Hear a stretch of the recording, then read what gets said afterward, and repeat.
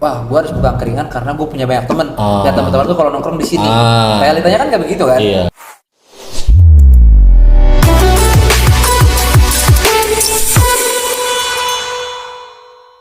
Halo, what's up guys? Ya. Oke boy ya sih.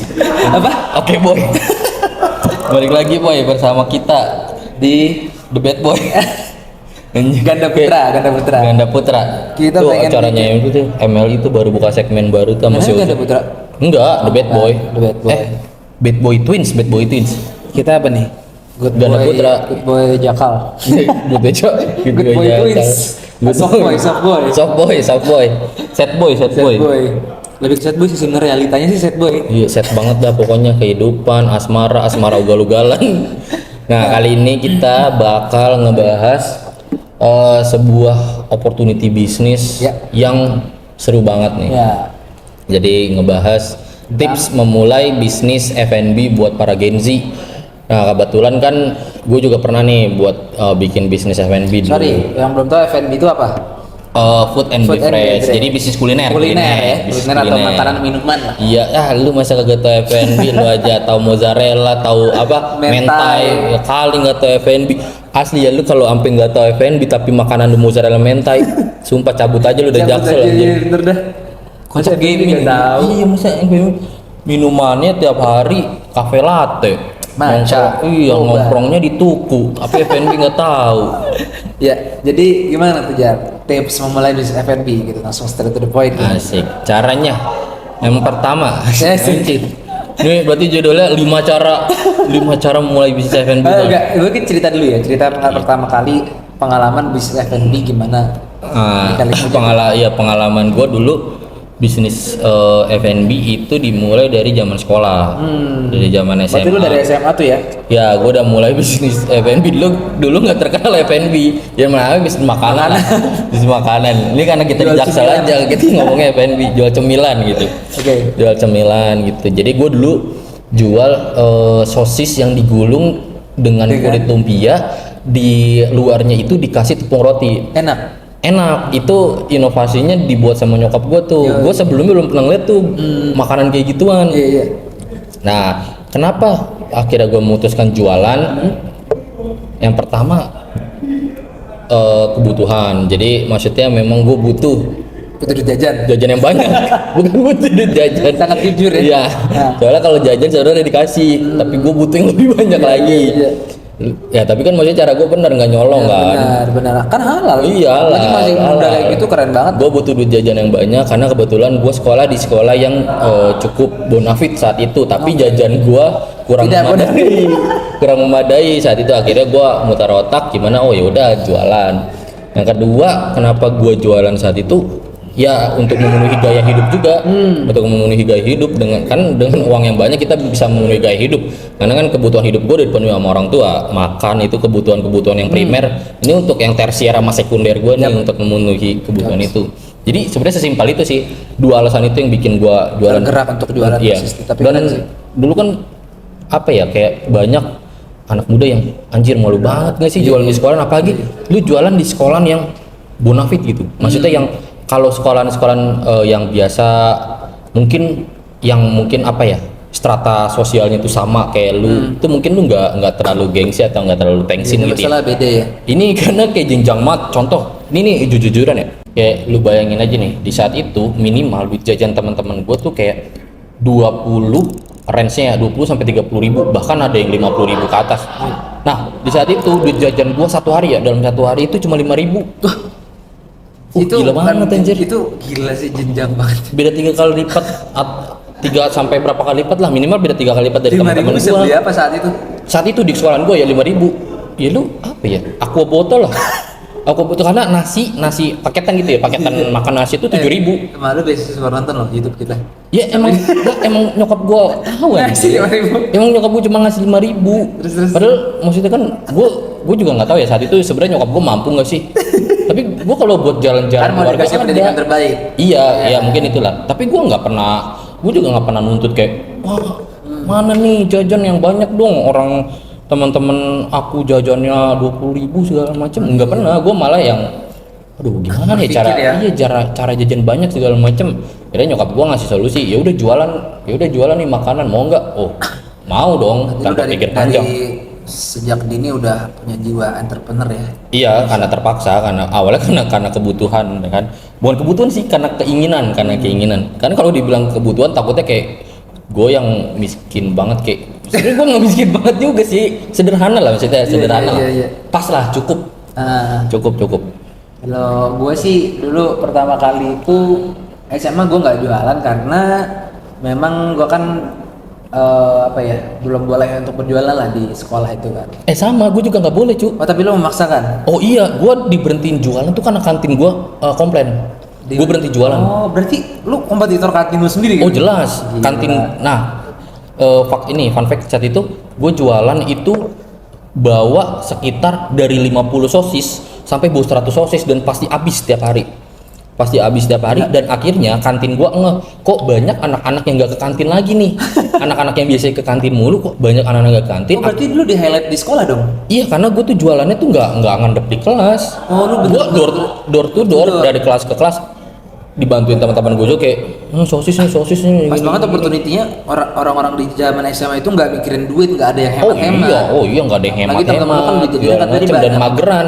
Kebetulan kan gue di lantai 2, kantin gue agak harus turun dan Iya. harus jalan lah gitu.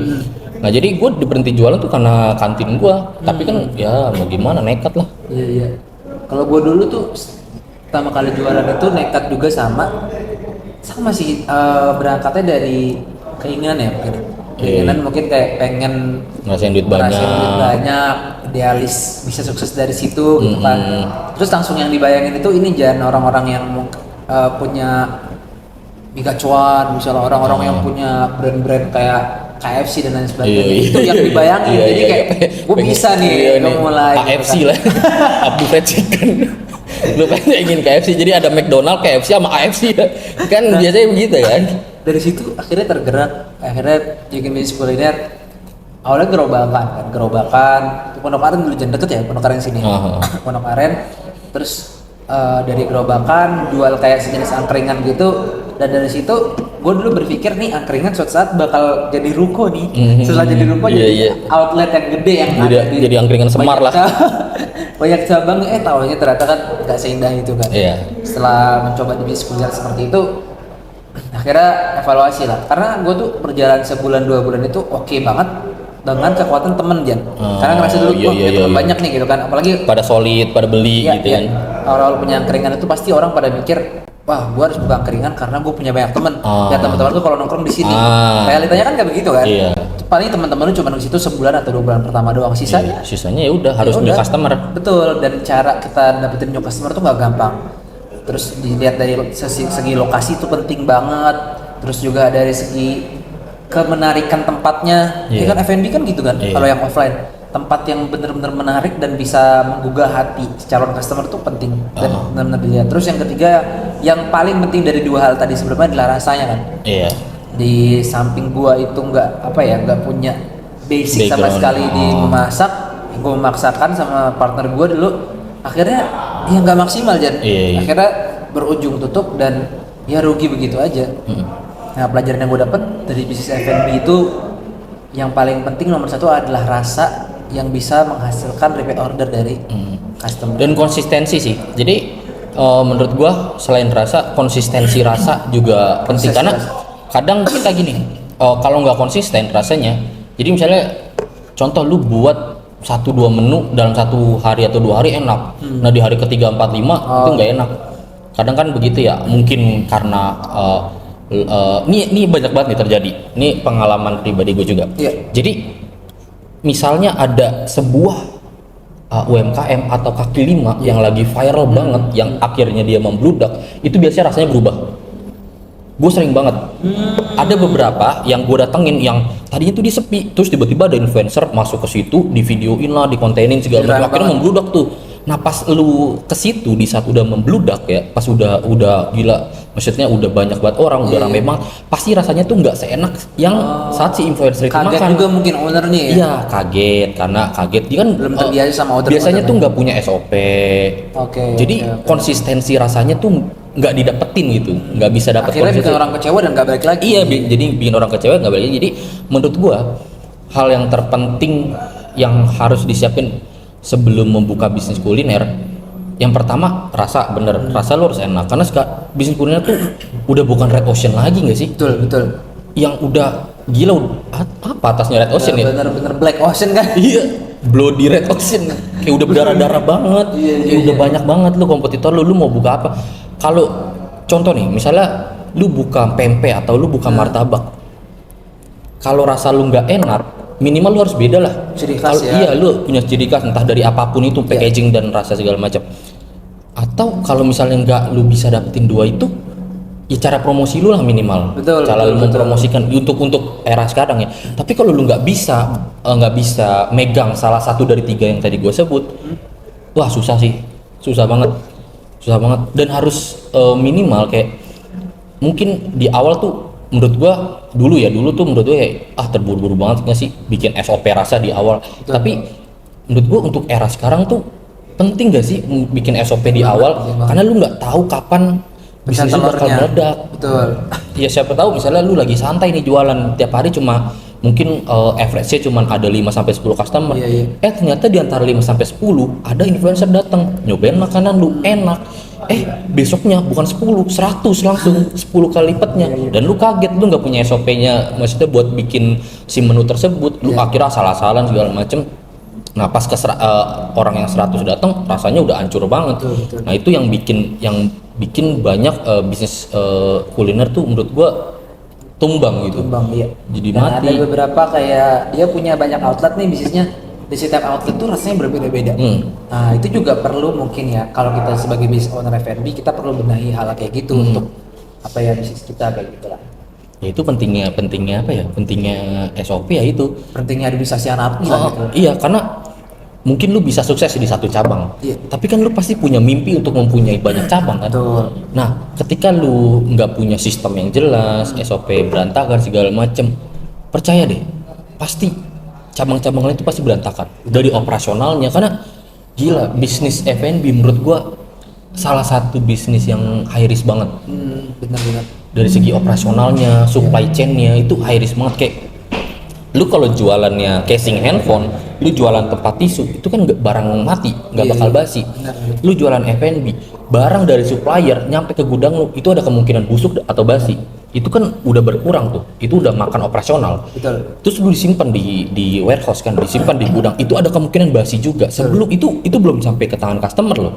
Itu masih dari supplier baru ke warehouse, dari warehouse baru. Iya, itu aja banyak kemungkinan lu boncos di situ, ibarat kata banyak makan operasional.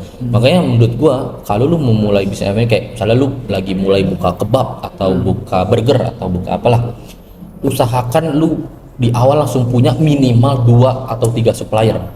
Contoh kayak lu punya 2 supplier roti, lu punya 2 supplier beef, lu punya 2 supplier buat sayur-sayuran, lu minimal 2 dulu deh, lu siapin dulu kan. Maksudnya waktunya pasti lu punya waktu buat persiapan kan. Nah waktu persiapan itu digunain buat cari supplier biar supply chain lu tuh at least sedikit rapi lah. Jadi ketika supplier A ada kendala, lu ada backup gitu, nggak mati di situ. Benar-benar. Menurut gua sih begitu ya, untuk sekarang di era sekarang. Benar. Oke. Menurut gua itu insightful banget dan bisa diterapin oleh teman-teman yang lagi ngejalanin atau mungkin yang masih berencana. Mungkin yang nonton ini kita nggak tahu entah ibu-ibu atau bapak-bapak atau mungkin fresh graduate. Ada tambahan. Baru lulus SMA, tambahan tips tambahan untuk orang-orang yang mau buka F&B, lu minimal bisa jadi content creator lah. Lu punya skill storytelling. Betul. Karena wah gila, skill storytelling itu benar-benar impactnya powerful banget untuk semuanya. Even ini bisnis kuliner ya kalian lihat lah, maksudnya bisnis kuliner zaman sekarang meledak tuh karena apa? Influencer, content creator, karena dia menurut gua kayak lu inilah belajar tentang storytelling, belajar tentang cara berkonten, tentang konten kreator, cara maksudnya ngedit video di handphone lah segala macam. Sekarang kan banyak medianya, nggak perlu punya PC mahal, nggak perlu punya kamera bagus, jadi konten kreator kan gampang sekarang punya handphone. Dan ya teman-teman bisa langsung kepoin di IG gua Ya nanti teman-teman bisa klik-klik di bio gue untuk join gimana caranya untuk menjadi storyteller yang baik. Kita bakal jelasin sedetail mungkin dan teman-teman bakal dapat output dan impact yang terbaik. Semoga. Oke, thank you banget Jen udah nemenin di ngobrol kali ini. Mantap. Dan semoga teman-teman bisa praktekin. And bye bye, see you guys in the next video.